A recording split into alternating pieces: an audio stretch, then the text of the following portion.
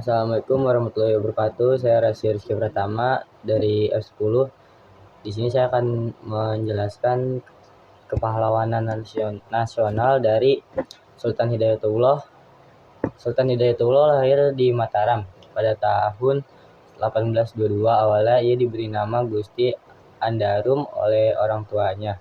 Ia adalah putra dari Pangeran Ratu Sultan Muda Abdurrahman bin Sultan Adam Al-Watsik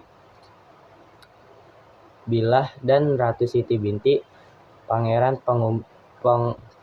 Pangkabuminata. Sultan Adam merupakan bangsawan Istana Banjar. Diriwayatkan pula bahwa Gusti Andarum merupakan pewaris tahta Banjar melalui wasiat dari kakeknya Sultan Adam. Pada tahun 1852 terjadi polemik perebutan hak atas tahta Sultan di Banjar. Polemik ini memunculkan 3 kandidat penerus Kesultanan Banjar. Mereka adalah Gusti Andarum, Gusti Wayuri, atau Tamjidullah, dan Prabu Anom. Meski demikian, Tamjidullah diangkat oleh Belanda sebagai Sultan Muda pada Agustus 1852. Campur tangan Belanda dalam pengangkatan Sultan Banjar berawal dari status Kesultanan Banjar yang menjadi tanah perlindungan dari VOC Belanda sejak 13 Agustus 1787 di era Sultan Atta Alam. Meski demikian, Gusti Andarum seharusnya menjadi Sultan Banjar karena berdasarkan surat wasiat untuk menghindari konflik, Belanda bersiasat dengan mengangkat Gusti Andarum sebagai Mangkubumi untuk mengatur pemerintahan dengan gelar Pangeran Mangkubumi pada Oktober 1856.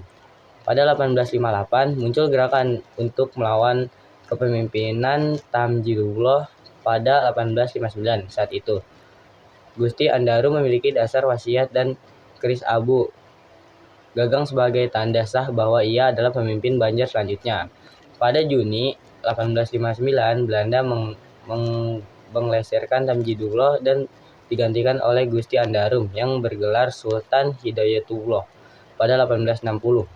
Belanda secara sepihak mengumumkan penghapus Kesultanan Banjar. Hal itu kemudian membuat pecah perang Pematom hingga berakhir pada 1906. Perang Pamatom ini dimenangi oleh Belanda atas Kesultanan Banjar. Hal ini dibuktikan dengan Sultan Hidayatullah atau Gusti Andarum menyerah kepada Belanda. Ia bersama keluarganya dan pengikutnya kemudian dibawa ke Batavia, lalu dipindahkan ke Cianjur untuk diasingkan.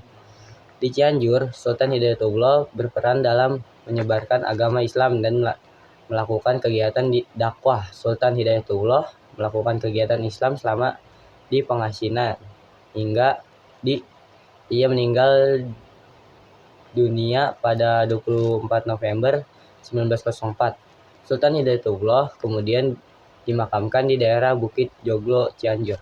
Sekian, terima kasih.